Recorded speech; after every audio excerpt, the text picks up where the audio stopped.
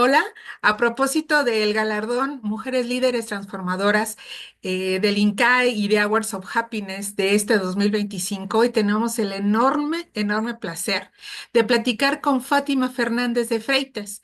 Ella es directora de Estrategias y Asuntos Públicos, además de socia fundadora en Sainco Group. Muchísimas gracias, Fátima, por platicar con nosotros. Gracias a ti, Mónica, y a toda la gente que está viendo este espacio, porque al final creo que tenemos que exponer lo que llevamos por dentro, no solamente hacerlo, sino también exponerlo. Y cuando tenemos una conversación tan agradable como esta, estoy segura de que va a ser de mucha utilidad. Así que muchas gracias a ustedes.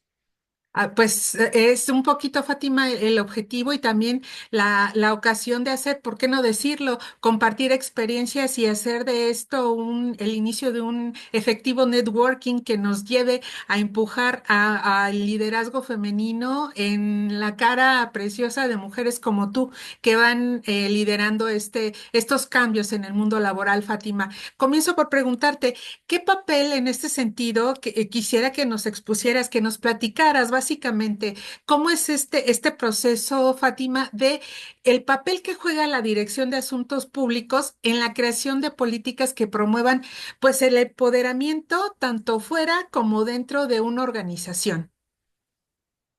Mónica, pregunta importante porque al final uno cuando está trabajando al frente o dentro de un equipo que lo que lleva es asuntos públicos, lo que nos toca particularmente es ser un puente.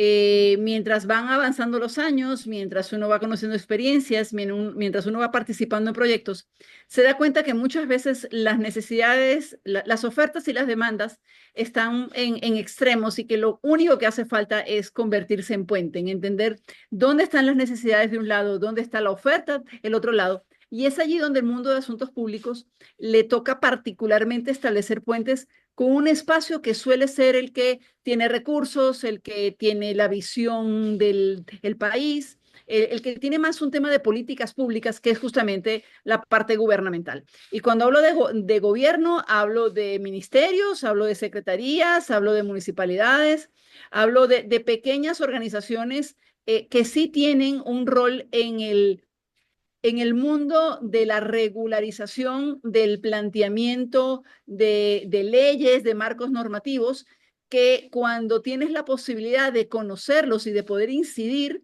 te das cuenta que el trabajo de asuntos públicos tiene mucho que ver con esto, con entender hacia dónde van los gobiernos locales, municipales, regionales, nacionales, y un poco dónde está esta oferta de innovación, de creatividad, de proyectos de emprendimiento de mujeres, en todo caso de la propia población, pero particularmente de mujeres, donde entiendes la importancia de conocer bien cómo se manejan los dos mundos, porque como te digo, Mónica, hay muchos más puntos de unión que de contraste. Solo que estamos en un momento donde salta más a la vista en lo que nos diferenciamos, pero hay tantas cosas en las que nos parecemos y tantas cosas que podemos hacer, que es allí donde el mundo de asuntos públicos puede hacer un aporte en eso, como empecé esta respuesta, siendo un puente entre el emprendimiento de las mujeres y lo que el marco normativo le permite o no al gobierno hacer, al gobierno y la institucionalidad en términos generales.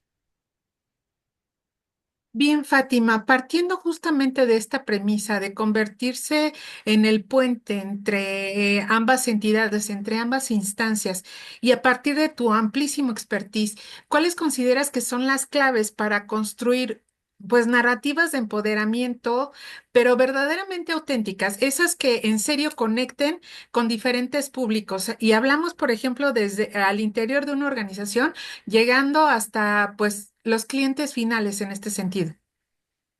Mónica, te respondo con una palabra que acabas de utilizar porque para mí es la fundamental, ser auténticos. Eh, Al final, y porque también estamos en un mundo donde nada está oculto, si tú realmente no eres genuino, si no eres legítimo, si no eres auténtico con lo que estás haciendo, es muy probable que la narrativa se te caiga. Toda esta este trabajo que ahora, o esta tendencia que ya no se habla solamente del storytelling, sino del story doing, es un poco qué estás haciendo. Y si no estás haciendo de verdad las cosas que tú dices que estás haciendo, más tarde o más temprano se cae. Así que empiezo por la autenticidad como uno de los elementos más importantes en la narrativa de todo este trabajo que hay que hacer. El segundo tiene que ver con la relevancia, porque estamos haciendo muchísimas cosas y al final necesitamos encontrar cuáles son las que de verdad van a mover la aguja, van a hacer un cambio, van a permitir que se generen procesos. Y muchas veces estamos haciendo muchísimas cosas. ¿Y sabes qué es lo que nos pasa, Mónica, en muchas oportunidades? Que trabajamos como en silos, como en líneas paralelas, y solamente cuando estás haciendo cosas relevantes, pues te das cuenta que hay un montón de silos que se pueden mezclar. Es como el gran elemento es, además de la autenticidad, la relevancia. Y el tercero tiene que ver con compartir historias, y tú también lo comentabas al principio. Lo que aprendí yo particularmente trabajando en todo un proyecto en el INCAE es darte cuenta que hay mujeres haciendo dulces, pero hay mujeres que tienen hoteles y hay mujeres que están haciendo comida. Entonces, cuando te das cuenta de cómo esos dulces van a terminar parando en ese hotel o cómo esa comida de alguna manera puede ser la excusa para establecer puentes, otra vez con esta palabra, y poder hacer proyectos mucho más interesantes, hablas de historias compartidas. Lo que creo que nos está pasando es que estamos en una sociedad donde probablemente el individualismo pesa mucho, pero sabes, nada, nada, absolutamente nada te va a dar mucho más o te va a dar más que la colectividad, que el colectivismo, que el trabajar en colectivo y hacer las cosas en historias compartidas. Eso da muchísima más fuerza. Entonces, cuando uno piensa en la narrativa y puede pensar en creatividad, puede pensar en innovación, puede pensar en empatía, lo que tú quieras. Yo siento que si uno es auténtico, que si uno es relevante, y que si además uno puede construir historias compartidas, esa es la narrativa que mejor funciona. Muy bien, Fátima. Justamente este punto que mencionas sobre el colectivismo y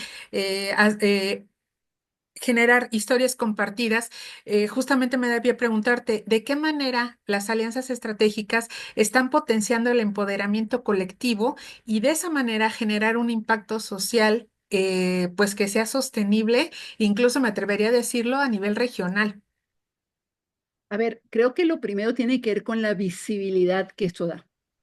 Cuando tú tienes historias de uno, de dos, de tres, no es lo mismo que tener historias compartidas de varias.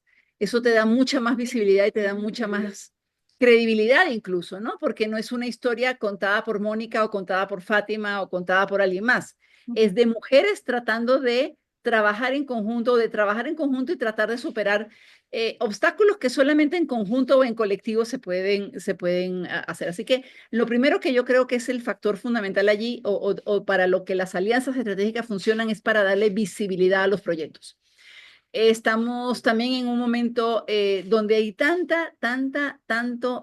acceso a la información que terminamos absolutamente desinformados, porque no sabemos a veces distinguir entre una cosa y la otra. Una historia compartida de una mujer que te cuenta lo que otra mujer está haciendo y esa otra mujer le cuenta a una más, definitivamente le da mucha más visibilidad y yo creo que las alianzas estratégicas, una de las cosas más importantes que hacen tienen que ver con eso. Creo que la otra tiene mucho que ver con la posibilidad de acceder a recursos de una manera mucho más organizada. Cuando uno llega a presentar proyectos, cuando uno piensa en ubicar recursos, en conseguir muchos más aliados, uno se da cuenta que cuando uno llega en alianza con alguien más, es mucho más factible porque el impacto está mucho más asegurado, porque ya hay quien te compense de un lado el otro, hay gente que es muy buena en unas cosas y otras que es mucho mejor en otras. Entonces, cuando tú tienes esa visibilidad, pero además tienes ese acceso a recursos, y no estoy hablando solamente de los financieros, estoy hablando del recurso humano, del talento, de la capacidad para generar alianzas, para establecer proyectos mucho más amplios, mucho más integrales. Y te lo digo porque es lo que me tocó a mí aprender particularmente en el esquema que me tocó acompañar en INCAE hace algunos años Ujú. y con el que sigo hoy día. O sea, esas chicas que fueron, de las que me tocó ser mentora, son mis amigas. Y más de una vez cuando yo veo que hay alguna oportunidad, pienso en una, pienso en la otra, digo, esto podría aprovecharlo. Entonces uno está todo el tiempo creando alianzas, porque al final esto es importante.